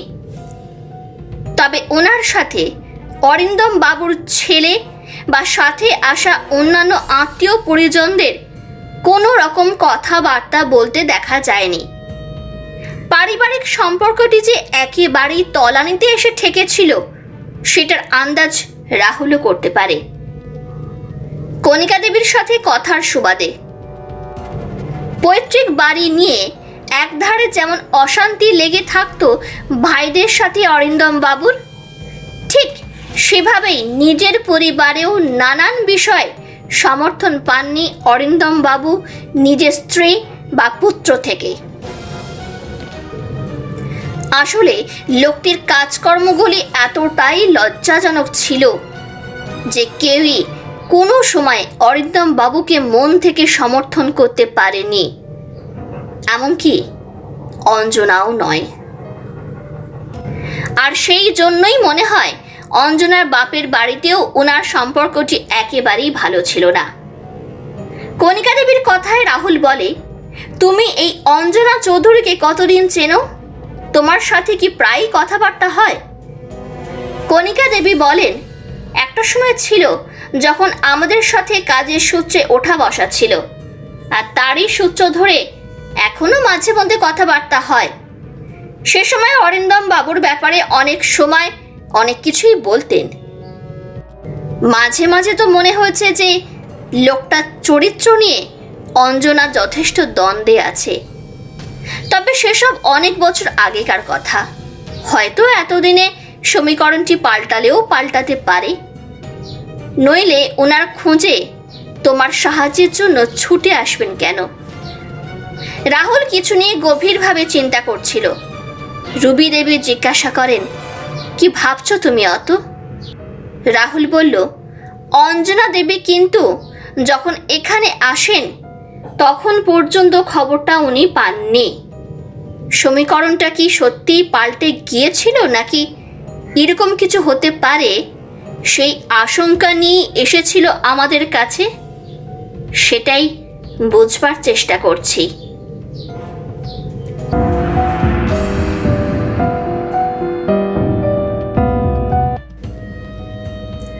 পরের দিন দুর্গাপুর যাবার পথে মৃত অরিন্দম বাবুর টেলিফোনের কল লিস্টটি দেখছিল রাহুল। ঘটনার আগের দিন বিকেল 5টা থেকে রাত 9টা পর্যন্ত বেশ কয়েকটি ফোনে কথা হয়েছে দেখা যাচ্ছে। তার মধ্যে 2টি নাম্বার এমন দেখছি যাদের সাথে রাত 11টার পর বার দিনে কথা হয়েছে। যদিও 5টা থেকে 9টার মধ্যে মাত্র একবারই নাম্বার দুটিকে দেখা যাচ্ছে। রাহুলের কথায় বিকাশবাবু বললেন, নাম্বার দুটি গুরাপের কাছাকাছি অঞ্চলের দুটি টেলিফোন বুথের। ওই নাম্বার দুটি থেকে অরিন্দম বাবুকে ফোন করা হয় বেশ কয়েকবার রাত 11টার পর। স্থানীয় থানার রিপোর্টটা হয়তো একটু পরেই পেয়ে যাব, লোক লাগিয়ে দিয়েছি। কিঙ্কর বলল, তার মানে অরিন্দম বাবুর ওই গুরাপের কাছাকাছি থাকেন এমন কোনো লোকেদের সাথে কথা হয় রাত 11টার পর, এবং রাত 12টার সময় থেকে ওনার ফোনটাও বন্ধ। তাহলে কি ওই সব চত্বরে এই ঘটনাটি কেউ বা কারা ঘটিয়ে থাকবে? রাহুল একটু চিন্তা করে নিয়ে বলে, মৃত্যুর সময়টা যদি রাত 2টো হয়ে থাকে তবে গুরাপ থেকে কলকাতা আসার পথেই ঘটনাটি ঘটেছে ধরা যেতে পারে, এবং যারা এই কাজটি করেছেন তারা রাত 12টার পর থেকে ঘন্টা 2 অত্যাচার করে তিল তিল করে অরিন্দম বাবুকে হত্যাটি করে। পোস্টমর্টম রিপোর্টে এটা যে একাধিক ব্যক্তির কাজ সেটার স্পষ্ট উল্লেখ আছে। বিকাশবাবু বলেন, তাহলে যাবার পথে আমি গুরাপ থানায় একবার কথা বলে যতটা যা দেখার দেখে নিই। আপনারা দুর্গাপুরের কাজটা ততক্ষণে সেরে নেবেন, আমি ওখানে আপনাদের জয়েন করে নেব এদিকের কাজ মিটলে। রাহুল জিজ্ঞাসা করে, কিন্তু আসবেন কিসে? বিকাশবাবু বলেন, গুরাপ থানা থেকে ব্যবস্থা হয়ে যাবে, আপনারা সোজা দুর্গাপুর থানায় যোগাযোগ করে নেবেন। অরূপ বসাককে বলা আছে, ওখানকার অফিসার। উনি অ্যাডভোকেট বিমল শঙ্কর দত্ত এবং জুনিয়র অ্যাডভোকেট স্বপন মজুমদারকে খবর দিয়েছেন কাল রাত্রেই। অরূপ বাবুই নিয়ে যাবেন আপনাদের। রাহুল একটু চিন্তা করে নিয়ে বলে, অরবিন্দ বাবুর বাড়ি এবং চেম্বারটা দেখলে কাজের সুবিধা হতো। বাড়িতে কি কেউ আছেন এখন? বিকাশবাবু বললেন, ওনার চেম্বার ওনার বাড়িতেই। অরিন্দম বাবুর জুনিয়র স্বপন বাবুকে আপনারা ওখানেই পেয়ে যাবেন, সেভাবেই অরূপকে বলা আছে ব্যবস্থা করতে। রাহুল বলল, বেশ, তাহলে কাজটা অনেকটাই এগিয়ে রেখেছেন আপনি। আপনি গুরাপের খবরাখবর নিন, আমরা দেখি দুর্গাপুরে কতটা কি করতে পারি। এই কেসটায় আপাতত অনেকগুলি চরিত্র অন্তরালেই আছে যাদের খুঁজে বার করতে হবে মূল অপরাধীদের চিহ্নিত করবার জন্য।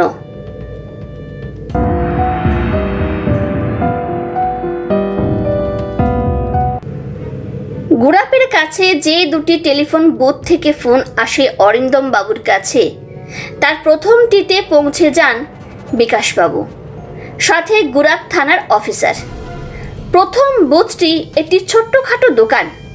বাড়ির একটি ছোট্ট ঘর থেকেই দোকানটি চালান একজন বয়স্ক ভদ্রলোক। উনি ওই বাড়ির মালিক, নাম কিংসুক দত্ত। ওনার কথা অনুযায়ী সাধারণত উনি দোকান 10:30টার মধ্যেই বন্ধ করে দেন, তবে খদ্দের এলে ঘরের জানালা দিয়ে বিক্রি বাট্রা চালায় প্রয়োজনে, কারণ উনি নিজে 12টার আগে ঘুমোতে যান না। সেদিন রাত 11টার পর যিনি ফোন করতে আসেন তিনি সেই দিনই বিকেলে একবার এসে ফোন করে গিয়েছিলেন।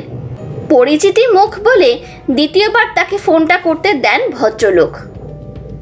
ওই চত্বরে মাঝে মধ্যে লোকটিকে এর আগেও দেখেছেন বলে জানান ওই দোকানের মালিক, তবে কোথায় থাকেন লোকটি বা তার পরিচয় কি এসব বিষয়ে ভদ্রলোকটি কিছুই বলতে পারেন না। আপনাদের এই চত্বরে মোবাইল নেটওয়ার্ক ঠিকঠাক চলে না মনে হয়। আজকাল এ জাতীয় বুথ থেকে ফোন করা তো বন্ধই হয়ে গেছে বলতে গেলে। বিকাশবাবুর কথায় দোকান মালিকটি বলেন, মোবাইল একেবারেই চলে না সেরকম নয়, তবে মাঝে মাঝে লাইন থাকে না, তাই এখান থেকে প্রায়ই লোকজন ফোন করেন। বর্ষার সময় তো খুবই মোবাইল লাইনগুলি গন্ডগোল করে, তাই তো এই ফোনের লাইনটি ছাড়েনি এখনো। বিকাশবাবু বলেন, তার লোকটিকে যখন আপনি মাঝে মধ্যেই দেখেছেন, ওনার একটা বর্ণনা কি দিতে পারবেন? আমাদের আর্টিস্টকে একটু বুঝিয়ে বললে হয়তো আমাদের কাজে সুবিধা হবে।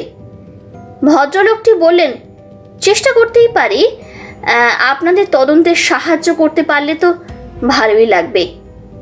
তবে দেখবেন আমাকে আবার কোনো বিপদে না পড়তে হয়। বিকাশবাবু তাকে আশ্বস্ত করে বললেন, চিন্তা করবেন না এই ব্যাপারে। আমার এই অফিসারের ফোন নাম্বার রেখে দেবেন, প্রয়োজন মনে করলে ওনাকে ফোন করে নেবেন। আপাতত ওনার সাথে একবার থানায় গিয়ে আর্টিস্টকে দিয়ে স্কেচটা আঁকিয়ে দিন। আমি ততক্ষণ আরেকটি টেলিফোন বুথের সন্ধানে বেরিয়ে পড়ি। কিংসুক বাবু বললেন, এখান থেকে মিনিট 15 লাগবে হেঁটে যেতে। এ চত্বরে আমার আর বরুণের ছাড়া আর কারো বুথ নেই। সোজা গিয়ে একটা 3 মাথার মোড় পাবেন, বাঁ দিক দিয়ে হেঁটে গেলে আরও 10 মিনিট। তার মানে লোকটা ওখান থেকেও ফোন করেছিল। বিকাশবাবু বললেন, ওই লোকটি কিনা বলতে পারবো না, দেখা যাক ওই বরুণবাবু কি বলেন। ততক্ষণে আপনার বর্ণিত স্কেচটি পেয়ে গেলে পরবর্তী সময় কাজে লাগবে। আপনি কাজে লেগে পড়ুন কিংসুকবাবু, আমি চলি। থানার অফিসারটিকে যাবতীয় কাজ বুঝিয়ে বিকাশবাবু রওনা হয়ে যান দ্বিতীয় বুথের সন্ধানে।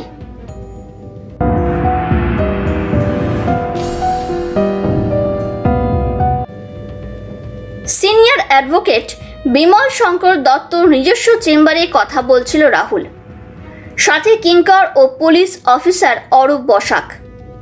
প্রাথমিক পরিচয় পর্বের পর অরিন্দম চৌধুরীর প্রসঙ্গ টেনে বিমল শঙ্কর বাবু বলেন, ওনার ব্যাপারটা সত্যি খুবই দুঃখজনক। যে কোনো কেসে দুই পক্ষের উকিল তো থাকবেই। কোর্টের রায় তো কারো না কারো বিপক্ষে যাবেই রাহুল বাবু। আপনি তো নিজেই কত কেস করেছেন, এখনো করছেন। কোনোদিন শুনেছেন যে কেসে হেরে গিয়ে বিপক্ষের উকিলকে মারধর বা হুমকি দিয়েছে অপরপক্ষের নিয়োজিত গুন্ডারা? রাহুল খানিকটা ভেবে বলে, আপনার কি মনে হয় যে হত্যাকাণ্ডের পিছনে ওই জাতীয় কোনো বিক্ষুব্ধ পার্টির হাত আছে? বিমল শঙ্কর বাবু বলেন, সঠিক বলতে পারবো না, তবে অরিন্দম অনেক সময়ই বলতেন যে তিনি বেশ কয়েকবার হুমকির চিঠি, ফোন ইত্যাদি পেয়েছেন। সম্প্রতি তো 2টি পার্টি এসে ওনার অফিসেই হুমকি দিয়ে যান। ওনার জুনিয়র স্বপন মজুমদার ব্যাপারটি আরও বিস্তারিত বলতে পারবে। পুলিশ অফিসার অরূপবাবু বলেন, উনি এ বিষয়ে আমাদেরও লিখিত কমপ্লেন করেছিলেন মাসখানেক আগে। তবে সেটা নেহাতি একটি তাৎক্ষণিক রাগ ক্ষোভের বহিঃপ্রকাশ বলেই মনে হয়েছে। আসলে অরিন্দম বাবু সর্বদাই অন্যায়ের পক্ষ অবলম্বন করেন বলে এমনিতেই যথেষ্ট বদনাম কুড়িয়েছিলেন। আর তারই মধ্যে একজন চিটিংবাজ লোকের হয়ে কেস লড়ছিলেন বলে স্বভাবতই ওনার উপর সাধারণ লোকের রাগ থাকাটাই স্বাভাবিক। রাহুল জিজ্ঞাসা করে, তা এই চিটিংবাজটি কে? কিছু ডিটেল পাওয়া যাবে? অরূপবাবু বললেন, পাওয়া যাবে। একটি চিট ফান্ডের সাথে যুক্ত হয়ে অনেকগুলি কেসে জড়িত আছে লোকটা। আপাতত বেলে আছে শুনেছি, আর ওই বেলটি আদায় করেন ওই অরিন্দম বাবু। রাহুল তার নোট প্যাডে লেখা শেষ করে বলে, এছাড়া অরিন্দম বাবুর ব্যাপারে আরও কিছু বলতে পারবেন বিমল বাবু? ওনার পরিবার বা ওনার ব্যক্তিগত জীবনের ব্যাপারে কোনো তথ্য দিলে ভালো হতো। কিছু যদি সূত্র পাওয়া যায়। বুঝতেই পারছেন, হত্যাকাণ্ডে সম্ভব অসম্ভব সব দিকই দেখা দরকার। বিমল শঙ্কর বাবু একটু ইতস্তত করে বলেন, সত্যি মিথ্যে জানি না, তবে সাম্প্রতিককালে অরিন্দম বাবুর পারিবারিক জীবনটি খুব একটা শান্তিময় ছিল না। কানাঘুষে যতটা বুঝতে পারি যে কোনো পুরনো সম্পর্ক যেটি এতদিন গোপন রেখেছিলেন অরিন্দম বাবু, তার সম্বন্ধে জানতে পেরে যান অঞ্জনা দেবী, মানে ওনার স্ত্রী। অবৈধ সম্পর্কটির ব্যাপারে উনি কিভাবে জানতে পারলেন সেটা বলতে পারবো না। কিন্তু জানবার পর থেকেই পারিবারিক অশান্তিটি একটি চরম আকার ধারণ করে। রাহুল বলে, এই ব্যাপারে কি আপনাকে অরিন্দম বাবু কিছু বলেছিলেন কোনোদিন? বিমল শঙ্কর বাবু মাথা নেড়ে বললেন, না, সেভাবে সরাসরি এ ব্যাপারে উনি আমাকে কিছু বলেননি। আমি যা বলছি সেটাও আমার শোনা। তবে ওনার আচরণগত বেশ কিছু পরিবর্তন চোখে পড়েছে আমার ইদানিংকালে। রাহুল খানিকটা ভেবে নিয়ে প্রসঙ্গটি পাল্টে বলে, উনি ঘটনার দিন বিকেলে শক্তিগড় গিয়েছিলেন কেন, সে ব্যাপারে কিছু বলতে পারবেন? যতদূর মনে হচ্ছে যে উনি শক্তিগড় থেকে বেরিয়ে গুড়াপের কাছাকাছি কোথাও গিয়েছিলেন। অন্তত ওনার শেষ মোবাইল টাওয়ার লোকেশন তাই বলছে। বিমল বাবু বললেন, শক্তিগড়ে ওনার দুজন বড় মক্কেল আছেন, এটাই জানি। বিস্তারিত খবরাখবর পেয়ে যাবেন স্বপনবাবুর থেকে। তবে গুড়াপের ব্যাপারটা আমার জানা নেই। সত্যি কথা বলতে ওনার গতিবিধির ব্যাপারে সঠিক বলা খুবই কঠিন। যে চিটফান্ড কেসের কথা বলছিলাম, সে ব্যাপার তো শুনেছি অরিন্দম বাবু নানা জায়গায় ঘুরতেন। ওই কেস ফাইলটা যদি অরূপ বাবু একবার দেখেন তাহলে হয়তো কিছু ডিটেল পেয়ে যাবেন। অরূপ বাবু বলেন, আমি এখান থেকে বেরিয়েই থানা থেকে ফাইলটা নিয়ে নেব। সম্পূর্ণ তথ্য হয়তো থাকবে না ফাইলে, তবে কিছু না কিছু সূত্র আশা করি ওখান থেকে পাওয়া যাবে। যতদূর মনে পড়ছে, যার হয়ে কেস লড়ছিলেন অরিন্দম বাবু, উনি ওই গুড়াপ চত্বরেরই বাসিন্দা। হতে পারে ওনার সাথে কথা বললে আরও কিছু সূত্র পাওয়া যাবে। রাহুল বলল, বেশ, তাহলে আমরা আপাতত থানা হয়ে অরিন্দম বাবুর চেম্বারে স্বপন বাবুর সাথে কাজটা সেরে ফেলি। দেখা যাক উনি কতটা কি বলতে পারেন। বিমল শঙ্কর বাবু বললেন, আপনাদের আর কোনো দরকার পড়লে আমাকে অবশ্যই জানাবেন। রাহুল ওনাকে ধন্যবাদ জানিয়ে বলে, অবশ্যই জানাবো বিমল বাবু। আপনার থেকে যথেষ্ট তথ্য পেলাম যা আমাদের তদন্তে কাজে আসবে। নমস্কার বিনিময় করে রাহুল বেরিয়ে আসে বিমল বাবুর চেম্বার থেকে। গাড়িতে রাহুলের কাছে ফোন আসে বিকাশবাবুর। মিনিট 5 ফোনে কথা বলে চিন্তিত মুখে রাহুল বলে, বুঝলে কিঙ্কর, আমাদের এদিককার কাজ সেরে আজকালের মধ্যেই হয়তো গোড়াপ যেতে হবে। অরূপ বাবুর থেকে ওই চিটফান্ডের ব্যাপারে হামলার ফাইলটা একবার ভালো করে দেখে নিবি। এবার দেখা যাক স্বপন বাবু আর কি কি তথ্য দিতে পারেন আমাদের। কিঙ্কর জিজ্ঞাসা করে, বিকাশবাবু কি বললেন? বুথ দুটির সন্ধান পেলেন? রাহুল উত্তরে বলল, প্রথমটিতে কাজ সেরে আপাতত দ্বিতীয়টির সন্ধানে কিছুটা হলেও কাজ এগোচ্ছে। কেন জানি না, মনে হচ্ছে ওই রহস্যের অনেকটা সূত্রই ওই গুড়াপ চত্বরে লুকিয়ে আছে। অরিন্দম বাবুর হত্যাকাণ্ডে জড়িত চরিত্রগুলির সন্ধান হয়তো আমরা ওই চত্বরেই খুঁজে পাব। অরূপবাবু বললেন, আমাদের থানাও প্রায় এসে গেছে রাহুল বাবু, ওই ফাইলটা একবার এখানেই দেখে নিন। গুড়াপের কাছে থাকেন, লোকটির নাম ধাম যাবতীয় তথ্য ওই ফাইলে পেয়ে যাবেন আপনারা। রাহুল বলল, ভালো কথা, স্বপনবাবুর কাছে যাওয়ার আগে একবার আপনার ফাইলটি দেখে নেওয়া যাক। সাথে গরম কফি থাকলে আরও ভালো হতো। অরূপবাবু হেসে বললেন, অবশ্যই, সব ব্যবস্থা হয়ে যাবে।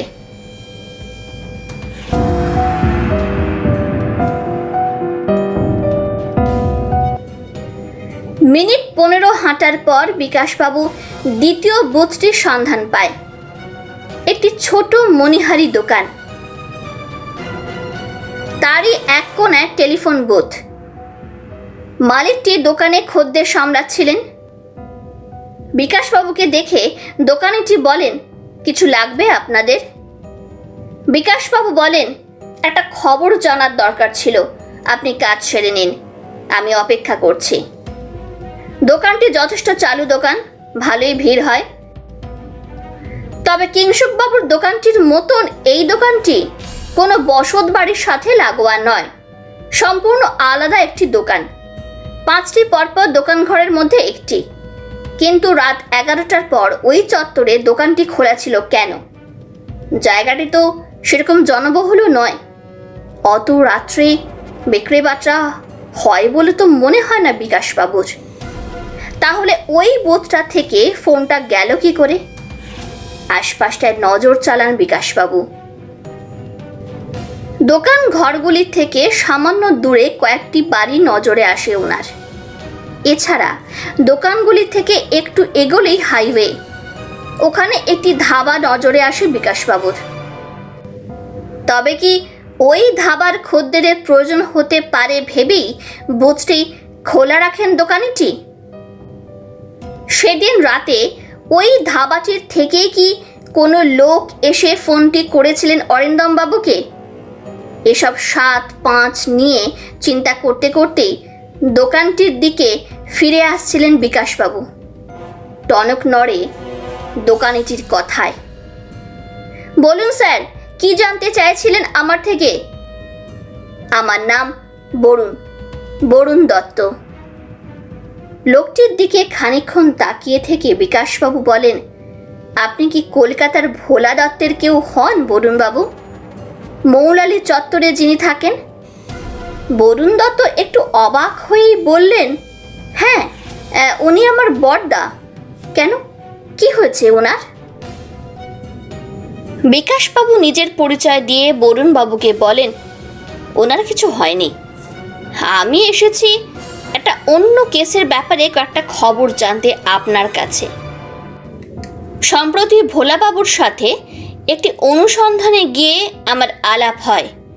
আপনার সাথে চেহারার মিলটি নজরে আসে বলেই প্রশ্নটা করি। বরুণবাবু আশ্বস্ত হয়ে বলেন, যাক, নিশ্চিন্ত হলাম। তা আমার কাছে কি জানতে চাইছেন বলুন?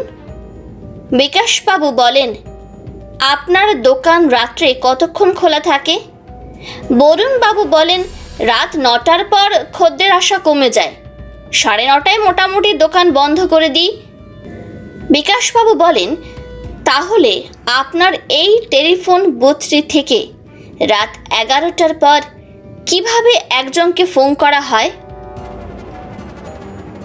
বরুণবাবু বললেন, কবেকার কথা বলছেন? সাধারণত রাত্রে বুথ তো বন্ধ থাকে, তবে দিন 3 আগে একজন বার 2 আমার বুথ থেকে ফোন করেছিলেন রাত 11টার পর। আমি সেদিন দোকান বন্ধ করে 10টায় ওই ধাবাতে খেতে যাই। সেদিন বাড়িতে গিন্নি না থাকায় ধাবাতে খাওয়া দাওয়া সেরে বেরোতে বেরোতে প্রায় 11টা বাজে। ধাবা থেকে বেরোতেই দেখি একজন ভদ্রলোক মোবাইলে কাউকে যোগাযোগ করবার চেষ্টা করছেন, কিন্তু বারবার লাইন কেটে যাচ্ছিল। সেদিন মোবাইল টাওয়ারে কাজ হচ্ছিল বলে সারাদিনে অনেকেই আমার বুথে এসে ফোন করেছেন, তাই ওনাকে গিয়ে ব্যাপারটি জানাই। লোকটি বলেন যে ওনার ফোনটা করা খুবই জরুরি ছিল। এখন এত রাতে কোথায় কোথায় যাবেন ফোন বুথের খোঁজে, তাই আমি সেদিন আমার দোকানের বুথ থেকে ফোন করতে বলি ওনাকে। লোকটি 10 মিনিটের মধ্যে 2বার ফোন করেন এবং পয়সা মিটিয়ে ধন্যবাদ জানিয়ে বেরিয়ে যান। বিকাশবাবু একবার ভেবে বলেন, লোকটিকে আপনি কি দিনের বেলাতেও দেখেছিলেন? এই ধরুন বিকেল 5টার পর। বরুণবাবু বলেন, অতটা খেয়াল নেই, ওই সময় দোকানে প্রচুর খদ্দের থাকে। তাছাড়া ওই দিন টেলিফোন বুথেও ভিড় ছিল যথেষ্ট, তাই সঠিক বলতে পারবো না। রাত্রে কি লোকটিকে ভালো করে দেখতে পেয়েছিলেন? মনে আছে কিছু? বিকাশবাবুর প্রশ্নে বরুণবাবু বলেন, আগে বলতে পারবো না। এ রাস্তায় রাতে ভালো আলোর ব্যবস্থা নেই। তাছাড়া আমারও বাড়ি ফেরার তাড়া ছিল, তাই সেভাবে লক্ষ্য করিনি লোকটাকে। বিকাশবাবু খানিক ভেবে বললেন, বেশ, আপনাকে অনেক ধন্যবাদ। আমার ফোন নাম্বারটা রইল, যদি কিছু মনে পড়ে লোকটার ব্যাপারে আমাকে অবশ্যই জানাবেন। নমস্কার করে বিকাশবাবু রওনা দেন গুড়াপ থানার দিকে।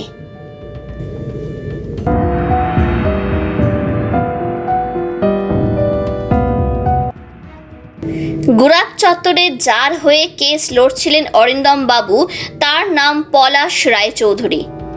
একটি চিট ফান্ডের সাথে যুক্ত হয়ে সাধারণত লোকের প্রচুর পয়সা আত্মসাৎ করেন এই লোকটি। 2-3 বছর ধরে এই লোক ঠকানোর ব্যবসার কল্যাণে প্রভূত অর্থ উপার্জন করেন এই পলাশ। কিন্তু লোক ঠকানো ব্যাপারটা সামনে আসতেই শুরু হয় পুলিশি ঝামেলা। সময় মতন টাকা ফেরত দিতে না পারায় লোকেরা পলাশ রায়চৌধুরীর নামে থানায় সমষ্টিগতভাবে অভিযোগ জানান। তবে পুলিশের খাতায় ওনার নামটি বছর 6 আগের আরেকটি কেসেও লিপিবদ্ধ ছিল, যার ইঙ্গিত দেখতে পায় কিঙ্কর। ফাইলটি নিয়ে প্রয়োজনীয় তথ্যগুলি নোট করছিল কিঙ্কর। লোকটার গুণের তো শেষ নেই দেখছি। 6 বছর আগে ওনার নামে অভিযোগ জানান অর্পণা দত্ত নামক এক মহিলা। ওনার বোন কল্পনা দত্তকে প্রেমের জালে জড়ায় এই পলাশ রায়চৌধুরী। নিজেকে প্রতিষ্ঠিত ব্যবসায়ী হিসেবে পরিচয় দিয়ে বিয়ের দিনক্ষণও ঠিক করে ফেলেন তিনি। বিয়ের 1 মাস আগেই হঠাৎই উধাও হয়ে যান পলাশবাবু। ওনার বাড়ির লোকজনকে জিজ্ঞাসাবাদ করেও কোনো সন্ধান পাওয়া যায় না। তবে সে ব্যাপারে যে ওনার বাড়ির লোক একেবারেই উদ্বিগ্ন নন সেটা বুঝতে পারেন ওই অভিযোগকারী অর্পণা দত্ত। কিঙ্করের কথায় রাহুল বলে, তার মানে প্রতারণার কেস লোকটার নামে এর আগেও হয়েছে। তা ওই কেসের ফাইলটা কি পাওয়া যাবে? অরূপবাবু বলেন, পাওয়া যাবে, তবে সময় লাগবে। আমরা স্বপনবাবুর সাথে কাজ সেরে ফিরতি পথে যাতে ফাইলটা পাওয়া যায় তার ব্যবস্থা করছি। কিঙ্কর বলল, তোমার কি মনে হয় যে ওই পুরনো কেসের সাথে এখনকার মার্ডার কেসের কোনো যোগসূত্র থাকতে পারে? রাহুল একটু ভেবে বলল, সঠিক বলা কঠিন, তবে সবকটা সম্ভাবনা খতিয়ে দেখতে হবে বইকি। অরিন্দম চৌধুরীর হত্যাকাণ্ড যদি ধরে নেওয়া যায় যে ওনার অন্যায়ের পক্ষ অবলম্বন করার জন্যই হয়েছে, তবে এই জাতীয় পুরনো কেস ডিটেলসও হয়তো কোনো তথ্য দিতে পারে। কারণ ওই পুরনো কেসেও পলাশবাবুর উকিল ছিলেন অরিন্দম বাবু। অরূপবাবুর সাথে সাথেই ওই পুরনো ফাইলটি জোগাড় করে রাখতে বলেন এক পুলিশ কর্মচারীকে। ইতিমধ্যে রাহুলের সাথে বিকাশবাবুর টেলিফোনের কথা হয়। গুরাবের কাছে প্রথম টেলিফোন বুথের মালিক কিংসু দত্ত বর্ণিত সেই লোকটি স্কেচ তৈরি হয়ে গিয়েছিল, যিনি রাত 11টার পর অরিন্দম বাবুকে ফোন করেন। স্কেচটি রাহুলের ফোনে পাঠিয়ে দেন বিকাশবাবু। স্কেচটি দেখে বেশ চমকে ওঠে রাহুল। অরূপ বাবুর দেওয়া ফাইলে দেখা পলাশ রায়চৌধুরীর ছবিটির সাথে স্কেচটির মিল যথেষ্টই অবাক করে সবাইকে। অস্ফুট স্বরে রাহুল বলে, ইন্টারেস্টিং, ভেরি ইন্টারেস্টিং।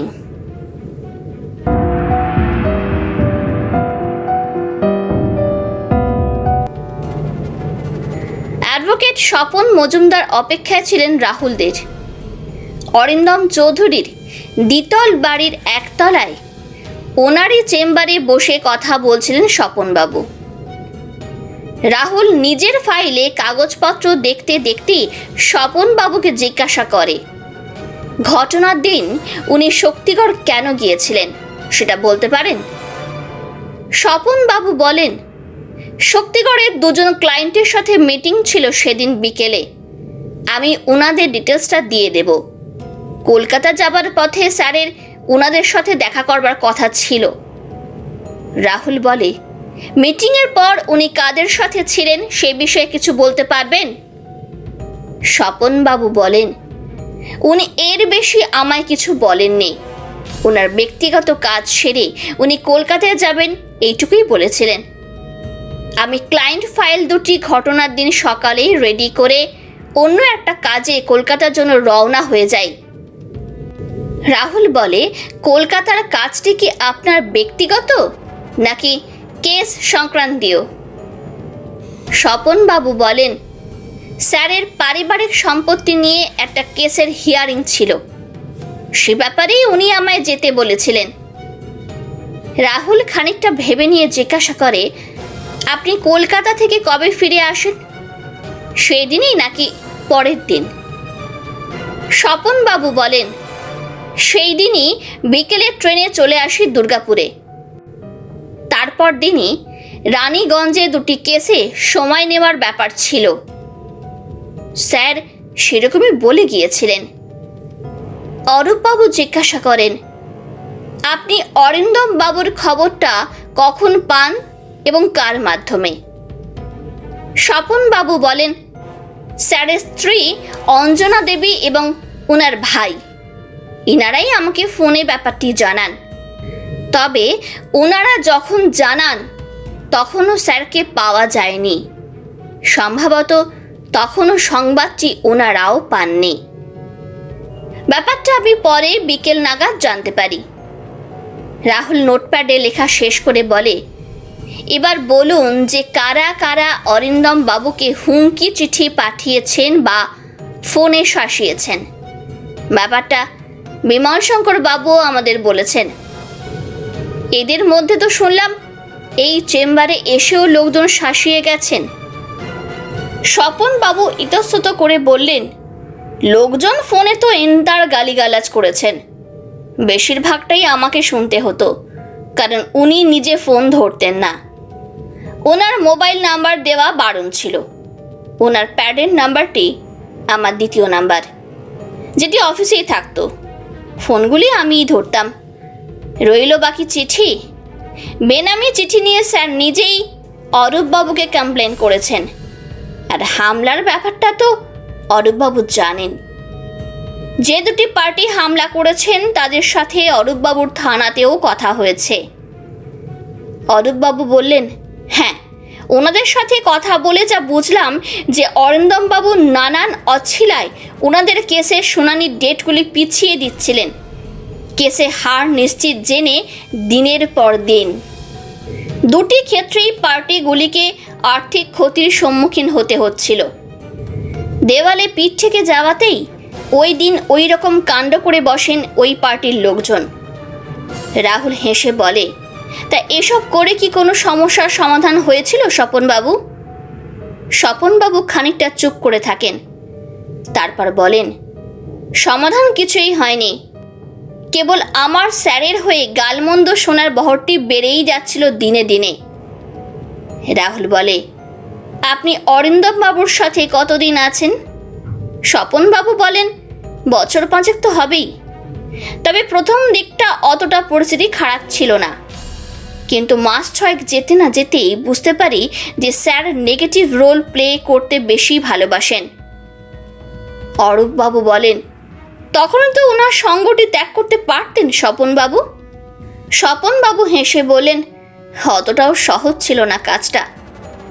মাসের শেষে টাকার অঙ্কটাও উনি আমাকে ভালোই দিতেন, যেটা হয়তো আমি তখন ছেড়ে আসার জায়গায় ছিলাম না। তারপর ব্যাপারটা কেমন যেন গা সওয়া হয়ে গিয়েছিল। রাহুল খানিকটা চিন্তা করে নিয়ে বলে, আপনার এই হত্যাকাণ্ডের পেছনে কারা থাকতে পারেন সে বিষয়ে কোনো ধারণা আছে? কাউকে আপনার সন্দেহ হয়? স্বপনবাবু বলেন, সেভাবে আমার কাউকে সন্দেহ হয় না। তবে এই চিটফান্ড কেসে পলাশ রায়চৌধুরীর বেল পাওয়ার পর পাবলিক যে ওনার উপর ক্ষিপ্ত ছিলেন সেটা বলাই বাহুল্য।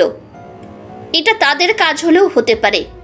ওনার গতিবিধির উপর নজর রেখে রাত বিরেতে সমষ্টিগতভাবে কাজটি করা একেবারেই অসম্ভব নয়। তবে এ ব্যাপারে অরূপবাবুরা ভালো বলতে পারবেন। রাহুল জিজ্ঞাসা করে, অরিন্দম বাবুর কি গুড়াপ চত্বরে কোনো কারণে যাতায়াত ছিল, কিছু বলতে পারেন? স্বপনবাবু বলেন, ওনার কোনো নিকট আত্মীয় থাকেন বলে শুনেছিলাম, তবে এর বেশি আমি কিছুই বলতে পারবো না। রাহুল বলল, অরিন্দম বাবুর ব্যক্তিগত ব্যাপারগুলি মনে হয় আপনি এড়িয়ে যাচ্ছেন স্বপনবাবু। যাক, এ ব্যাপারে আপনাকে জোর করব না। তবে আপনার এখানে জয়েন করবার বছরখানেক আগে ওই পলাশবাবুর বিরুদ্ধে অর্পণা দত্ত বলে একজন মহিলা একটি প্রতারণার কেস ফাইল করেন এবং সেক্ষেত্রেও অরিন্দম বাবুই ছিলেন পলাশ রায়চৌধুরীর উকিল। এই ব্যাপারটা কি আপনার জানা আছে স্বপনবাবু? কেস ফাইলটি হয়তো আপনাদের অফিস রেকর্ডেই থাকবে। স্বপনবাবু একটু চিন্তা করে নিয়ে বললেন, আমার নলেজ নেই, আর 6-7 বছর আগেকার ফাইল আমাকে খুঁজে দেখতে হবে, না দেখে কিছুই বলতে পারবো না। এবার অরূপবাবু বললেন, সেটা আমরাও বার করার ব্যবস্থা করছি, আপনিও একবার দেখবেন, যদি কোনো তথ্য পান অবশ্যই জানাবেন। রাহুল বলল, আপনাকে অনেক ধন্যবাদ স্বপনবাবু, যতটুকু বললেন এবং বললেন না, আপাতত তাতেই আমরা কাজ চালিয়ে নেব। তবে অরিন্দম বাবু কোনো উইল করেছিলেন কিনা সে ব্যাপারটিও আমাদের জানা দরকার। তদন্তের অঙ্গ হিসেবে সে ব্যাপারে আপনার কিছু জানা থাকলে সেটা কিন্তু আপনার বলা উচিত, তদন্তের সহযোগিতার স্বার্থে। স্বপনবাবু বললেন, এ ব্যাপারেও আমি কোনো কাজে আসবো না আপনাদের। যেটুকু বলতে পারি যে স্যারকে মাঝে মাঝে উপরে ম্যাডামের সাথে কথা কাটাকাটির সময় বলতে শুনেছিলাম, উনি নাকি এমন কিছু করতে চলেছেন যেটা সময় হলেই ম্যাডাম বুঝতে পারবেন। তবে সেটা কি, কবেই বা করবেন, সে ব্যাপারে আমার কিছুই জানা ছিল না। বিমল বাবু মানে আমাদের সিনিয়র অ্যাডভোকেট এই ব্যাপারে কিছু জানলেও জানতে পারেন। রাহুল তার নোটপ্যাডে নোট করা শেষ করে স্বপনবাবুকে বলল, বেশ, আজ তাহলে চলি আমরা। আর টেবিলের ধারে রাখা ওই ল্যাপটপটি সম্ভবত অরিন্দম বাবুর। স্বপনবাবু বললেন, হ্যাঁ, ওটা ওনার ব্যক্তিগত ল্যাপটপ, পাসওয়ার্ড প্রোটেক্টেড। উনি একমাত্র ওই ল্যাপটপে কাজ করতেন। রাহুল অরূপবাবুর উদ্দেশ্যে বলল, ওনার ল্যাপটপটিকে একবার দেখাবার দরকার আছে, ওটা সাথে নিয়ে চলুন। স্বপনবাবুকে একটা রসিদ কেটে দিয়ে যান।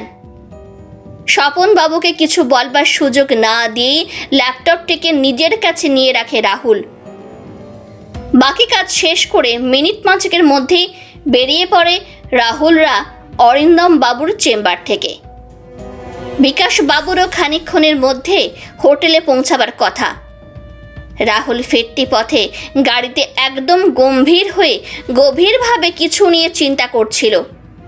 কিঙ্কর সেটা লক্ষ্য করে জিজ্ঞাসা করে, কিছু কি বুঝতে পারছো কাকা? রাহুল বলল, এই কেসের সুতোগুলো চারদিকে ছড়িয়ে আছে কিঙ্কর। চরিত্রগুলি নিজেদেরকে যথাসম্ভব আড়াল করে আমাদের বিভ্রান্তির কারণ হচ্ছেন। যতটা বলছেন তার থেকেও বেশি বা নাবালা কথা থেকে যাচ্ছে। অরিন্দম বাবু যে খুব একটা সহজ সরল সোজা লোক ছিলেন না সেটা বুঝতে অসুবিধা হচ্ছে না। ওনাকে সরিয়ে দিলে অনেকেই স্বস্তি পেতেন, তাদের তালিকাটিও নেহাত কম নয়। আর তাদেরই মধ্যে থেকে অপরাধীটিকে চিহ্নিত করার ব্যাপারটাই ভাবাচ্ছে কিঙ্কর।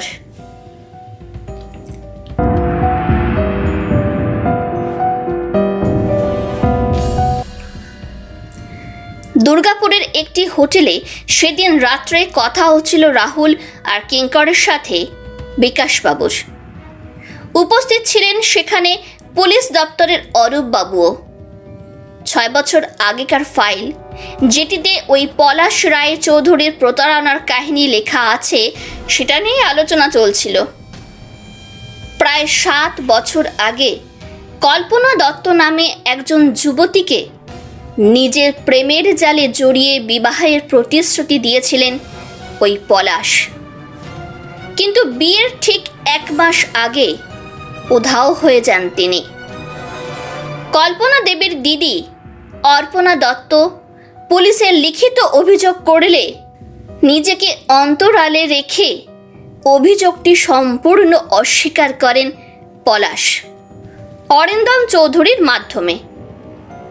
নিম্ন মধ্যবিত্ত পরিবারের কল্পনা দত্তর পক্ষে উকিল লাগিয়ে অরিন্দম বাবুর মতন উকিলের সাথে বেশি দিন লড়া সম্ভব হয় না।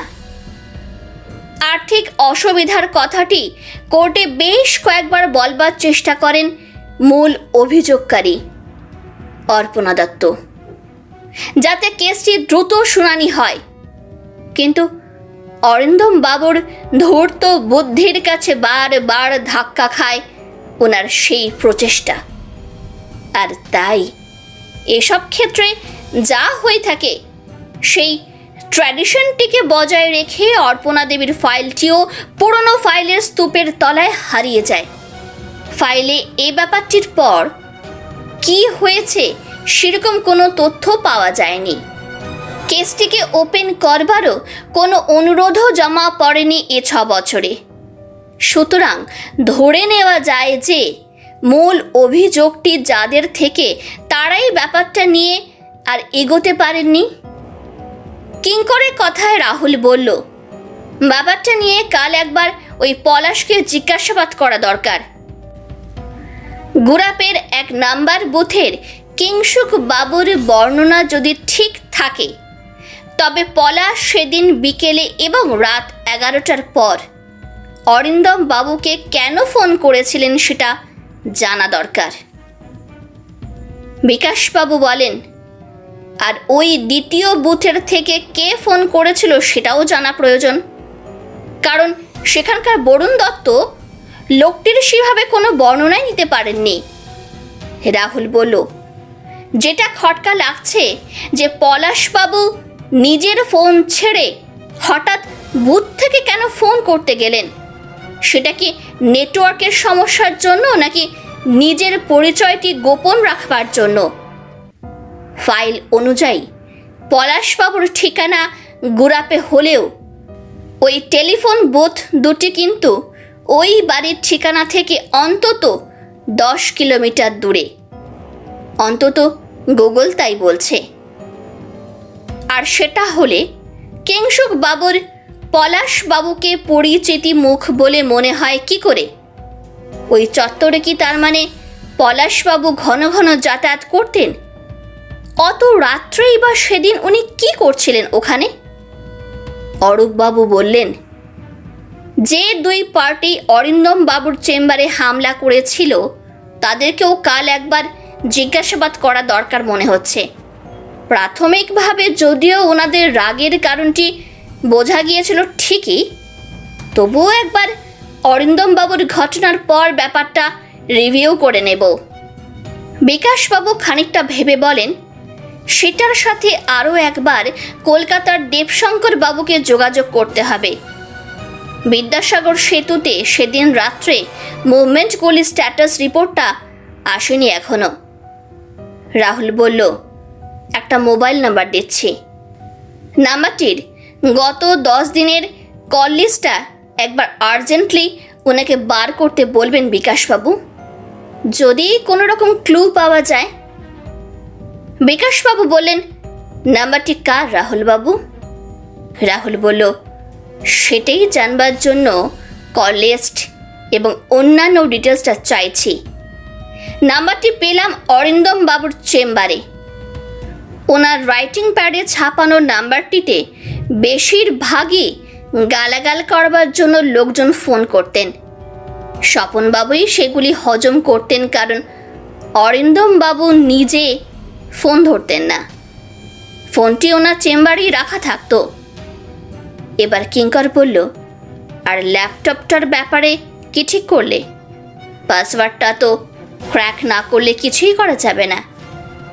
বিকাশবাবু সাথে সাথেই বললেন, গুরাপের যে লোকটি কম্পিউটারে কিংসুকবাবুর বর্ণনা অনুযায়ী স্কেচটি করলেন উনি কিন্তু সফটওয়্যার ইঞ্জিনিয়ার।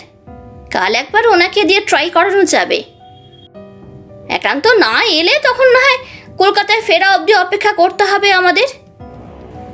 এ যাবৎ যাদের সাথেই কথা হয়েছে তাদের প্রত্যেকেই তো বেশিরভাগটি আড়াল করেই কথা বলছেন, বিশেষ করে অরিন্দম বাবুর ব্যক্তিগত জীবন সংক্রান্তীয় ব্যাপারগুলিতে।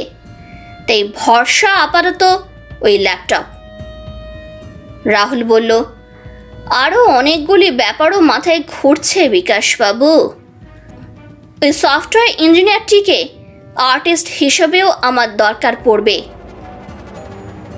কলকাতার ট্যাক্সি চালক নির্মল বাবু বর্ণিত সেদিন যার স্কেচটি আপনি দিলেন তার উপর একটু কাটাছেঁড়া করবার দরকার আছে বিকাশবাবু। মনে হচ্ছে ওই স্কেচটিতে অন্য কেউ যেন নিজেকে আড়াল করে রেখেছেন। সত্যি কথা বলতে এ যাবৎ প্রতিটি স্কেচ কিছু না কিছু বলতে চাইছে। এ ধরুন কিংসুকবাবুর বর্ণিত স্কেচটি, ওই স্কেচের সাথে পলাশবাবুর মিলটিও তাৎপর্যপূর্ণ কিন্তু অপ্রত্যাশিত। আবার দেখুন দ্বিতীয় বুথের ওই বরুণবাবুর সাথে কলকাতার চা দোকানের ভোলাবাবুর আত্মীয়তা বেরিয়ে যাওয়াটাও কি নেহাতি কাকতালীয়, নাকি এর পেছনেও কোনো না কোনো কেস সূত্র লুকিয়ে আছে? আরও একটা মিসিং লিঙ্ক তো থেকেই যাচ্ছে। 6 বছর আগে সেই অর্পণা দত্ত বা ওনার বোন কল্পনা দত্ত, তাদেরও তো আর কোনো খবর পাওয়া যায়নি। এই হত্যাকাণ্ডে এদের কোনো যোগসূত্র নেই তো? কারণ এই হত্যাকাণ্ডে প্রত্যেকেরই একটি সম্ভাব্য মোটিভ, প্রতিশোধ।